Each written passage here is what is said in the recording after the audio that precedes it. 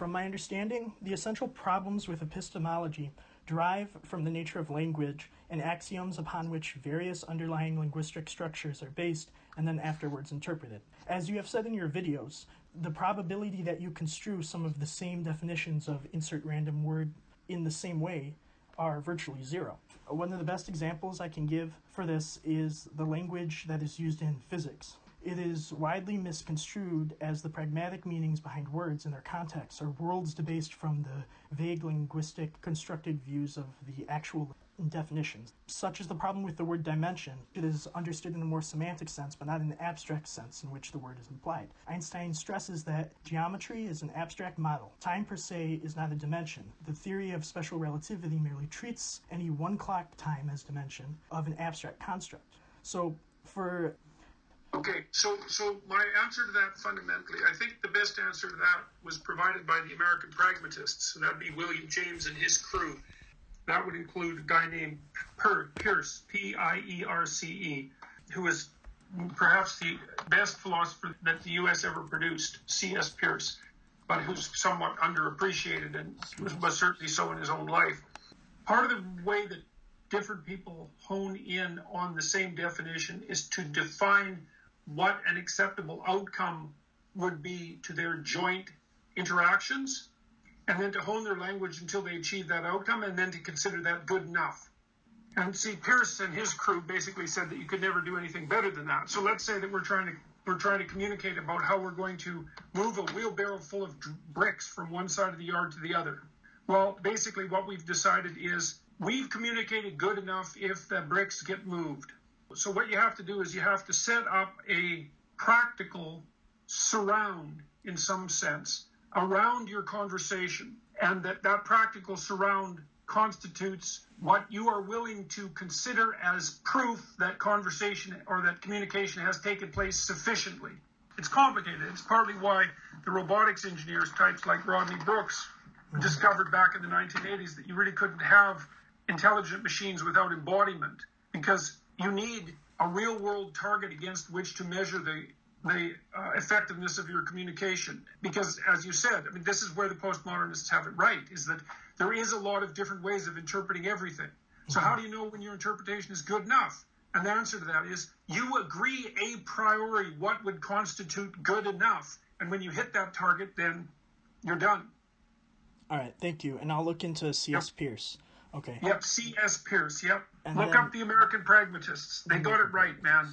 And then the next one is on transgenderism. Conservatives strongly boast a biological and scientific claim of two genders. They believe, and I believe rightfully so, in biological differences between males and females. And from my perspective, I think I could partially combat this, but it's an argument that hasn't been raised from the liberal side. Biological differences in the brain. Women can see more shades of color on average, and men have better spatial orientation on average. There's massive neurological and biological differences between men and women. They're well documented, but the postmodernist types just assume that the scientists who conducted the investigations are suffering from the same bias that they think permeates everything else, so they just discount it. So is it really crazy to believe that someone could be born with biological similarities to an XY brain and biological XX No, not at all. body? Not at all. Look, okay. That isn't the argument that I'm making. All right. The argument that I'm making is that gender identity is strongly influenced by biological sex. Okay. And the problem is that the legislation, especially the legislation that's being introduced in Canada, argues that it's not. Yes. And that's just not helpful. It's not even helpful for the transgender types, because some of them, for sure, there are people who have mixed biological sex. All right, there are women who have some cells in their body that have male chromosomes. Yes. And then it's not a trivial number, for example. And there are people who are born with genitalia that aren't identifiable, and there are more genuine hermaphroditic types. And there's no doubt that there are some men that have a more feminine personality structure and some women that have a more masculine personality structure, and that's biologically influenced. I'm not making a biological case that there are two genders, the end. I'm making a case that sexual identity is unbelievably powerfully influenced by biology with certain exceptions, and that those exceptions themselves might be biologically determined. Not in all cases, but in many. And so part of the reason I was objecting to legislation like Bill C-16 is because it insists that gender identity is socially constructed. Well, if gender identity is socially constructed, then why can't we just take transgender people and socialize them back into their normative sex roles? Exactly. Right, exactly. So that's part of the reason I was objecting to the legislation. Yes. One of the most powerful arguments, and I said this, I did a presentation in front of the Canadian Senate. I don't know if you saw that or not. There's no reason for you to have paid attention to it. But if you look up Jordan Peterson and Senate, you'll see that along with a practicing lawyer, I made exactly that case to a number of Canadian senators, telling them that by supporting this legislation, they were actually doing a disservice to the people that they purported to be helping.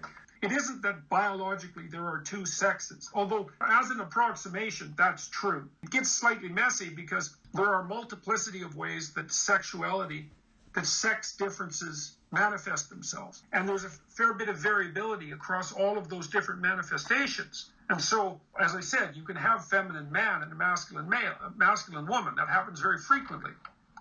It's just more often you have a feminine woman and a masculine man. You say that you see scientific realism as nested in Darwinian competition. No, that's not quite right. Okay. No, I would say that it isn't obvious to me that there is any truth that is superordinate to the truth that's established in a Darwinian fashion. And that includes our notion of objective reality.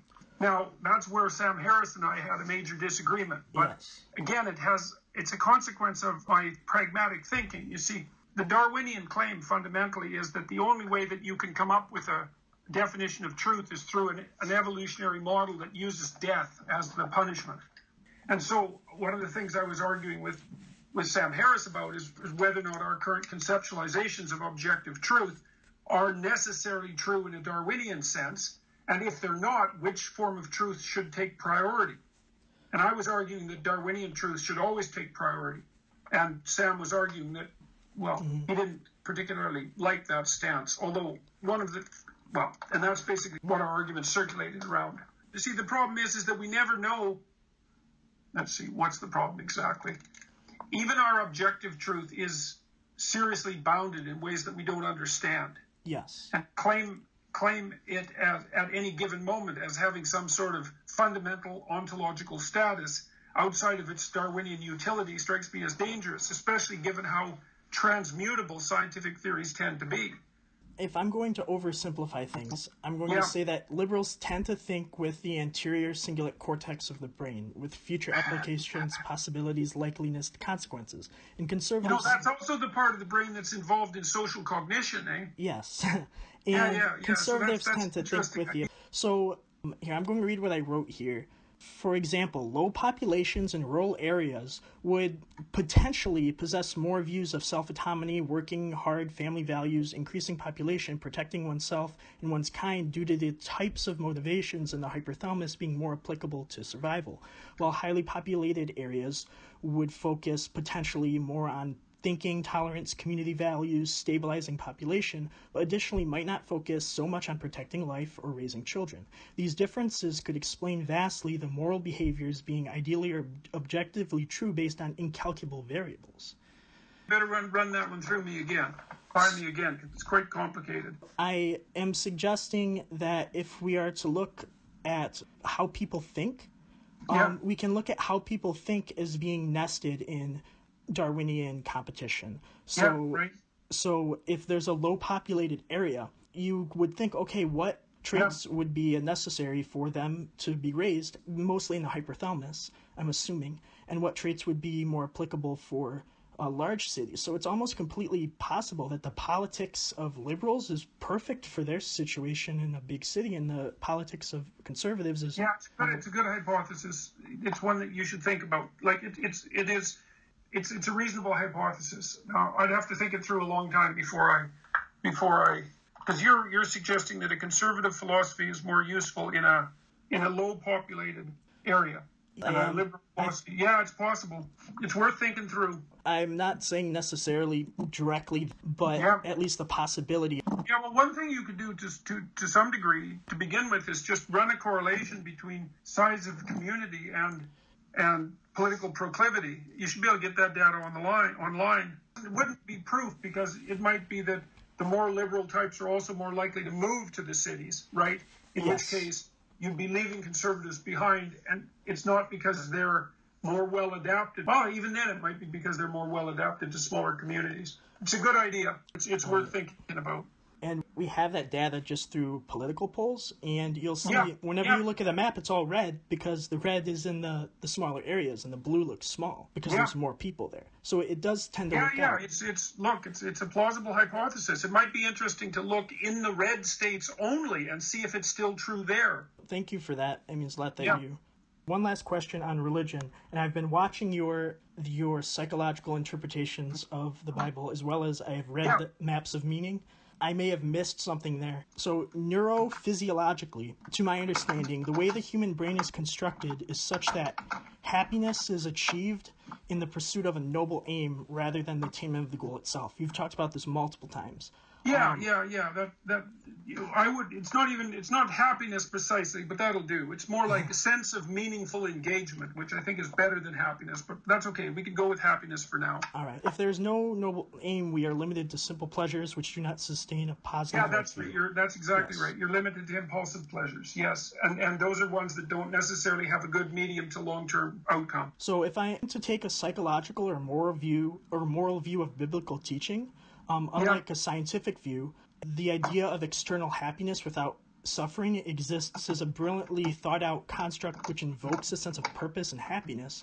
And if I am to make that conclusion, can I see those concepts in the moral psychology of the Bible as manipulative, or does the defiance of natural law rule out a literal interpretation? If I'm to assume all of this with heaven and hell, eternal happiness, can you see that as manipulative? You can. I mean, certainly Marx did, and I would say Freud did as well. One of the problems, because Freud thought of, religion as, let's call it both manipulative and immature, because it guaranteed people the certainty of life after death, and it allowed them the comfort of knowing that an all-seeing father was watching over them. And Freud regarded that, let's say, as immature and manipulative, but he didn't have a good explanation for why people came up with the idea of hell.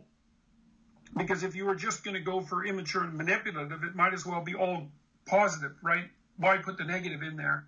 And you could say skeptically, well, hell is where you put your enemies, but that's a really cynical interpretation, because many religious people, and now certainly throughout the Middle Ages, were terrified that hell was something that they were headed to, not that their enemies were going to. Mm-hmm. So I don't think that that's a reasonable interpretation historically. I know Marx would say that religion would do whatever it could to manipulate people so that the economic power structures could stay in place. But given that religious structures, and this is, I would say, particularly, but not only true of Christianity, have played a tremendous role in giving additional voice to the people who were downtrodden and enslaved, that also is that's not a historically credible argument. Sometimes that religious teachings are used to buttress the people who are in control, and sometimes they're used to oppose them. So I don't buy that for a second. So no, I don't think the manipulation argument I don't think it's a credible one. I mean, I understand it, and I'm an admirer of Freud, but I think he got it wrong. I think he got that wrong. And that was certainly one of the places that he disagreed most profoundly with Carl Jung. And I think Jung came out of it right, and Freud came out of it wrong. And then I think the Marxist critique of religion, it's just like every other Marxist critique. It's like, you can treat religious structures as if they're oppressive power structures only. But, it's just a reduction of a multi-dimensional complexity to a relatively predictable unidimensional phenomena. It's not helpful. It's not a helpful intellectual exercise past its immediate self-evidence. Because the self-evidence is some religious people are corrupt. It's like, right, obviously. That's fair. And I'm taking one concept of a huge bundle of things. There's a writer named, I should tell you about this guy, Jeffrey Burton Russell. Jeffrey Burton Russell. You'd like him. Yeah, he's written a couple of books on heaven and a very good series on the devil as a historian. So he's a historian of the idea of heaven and the idea of the devil. Okay. So he had 3-volume series on the devil. One is Mephistopheles, which I think is the best one. But if you're interested in that kind of idea, Jeffrey Burton Russell's a good person to take a look at. He's credible. He's a credible historian, and I think his books are extremely interesting. So, and he delves into the idea of heaven in a much more fundamental way than the typical, especially the typical sort of casually religious critical postmodernist who always assumes that there's nothing to it except power dynamics. It's foolish, because heaven at minimum is a vision of a better future. Mm-hmm. And even as only that, it's by no means trivial. I mean, human beings are about the only creatures that can imagine a better future, and so heaven is like the archetypal better future. Yes. And so you don't want to just demolish that idea too casually, because we're always working, unless we're pathological, we're always working for a better future. So, and to think of heaven as the idea that's sort of shining behind that, the Platonic ideal of the idea of a better future, that's a perfectly reasonable thing to think, and you don't want to just throw it away. That'd be throwing away one of the greatest ideas of mankind.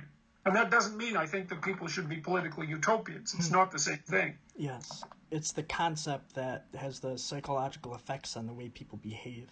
Yeah, that's right. And it's the concept that's of value. Like, I think the difference between the Christian idea of heaven and the political utopian idea of heaven is that for Christians, heaven is what would be achieved through the use of truth, individual truth. And for the political utopian, it would be as a consequence of the instantiation of some particular political system. No, those are not the same thing at all. Those are good questions, by the way. They're really good questions. Thank you. You're one of the only people I've had faith in that could answer some of the questions I've had.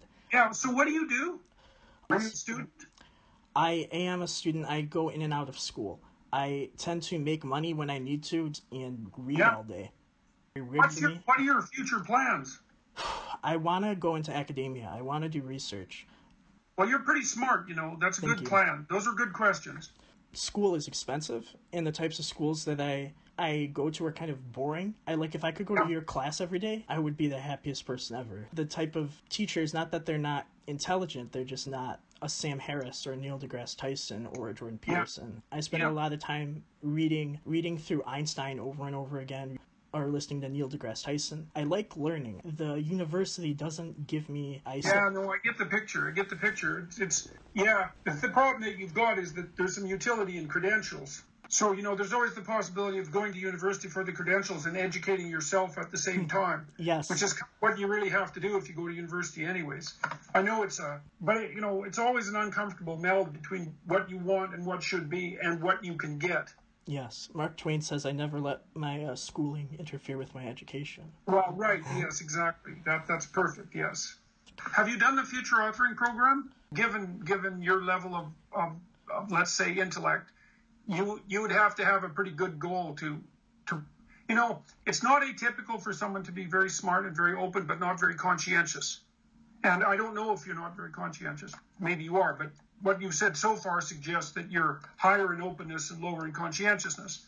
What you need to rectify that, if you can rectify it, is a suitably lofty goal. Like, you obviously need a reason. And fair enough, So I guess my goal, going to grad school at an Ivy League college. Well, you have a good goal. To go to a credible graduate school and to pursue an academic career is a good goal. But you also might want to really think hard about what the hell you're going to do if that doesn't happen. Mm-hmm. Because, you're kind of built for it. So it would be a good pursuit. And, you sound like the kind of guy who could use a PhD. So, your questions were smart. I had to listen to them hard, and you thought about them a lot, and they were sophisticated. So, and that puts you in the top, 1% of students, probably something like that. You've got the right kind of mind for it, and with a mind like that, you also really want to get yourself disciplined, because it's also safer if you have a mind like yours to get disciplined, because the problem with a mind like yours is